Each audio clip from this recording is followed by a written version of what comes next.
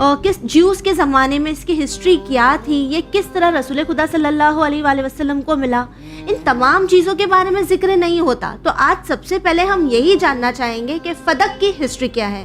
6 ہجری قمری وہ سال ہے کہ جس سال اس خیبر میں رہنے والے جیوز نے مسلمانوں کے خلاف سازش کی تھی. یہ خیبر ایک ایسی جگہ ہے جو بالکل فدق سے ملی ہوئی ہے، اٹیچڈ ہے، لیکن یہ 2 الگ الگ جگہیں ہیں.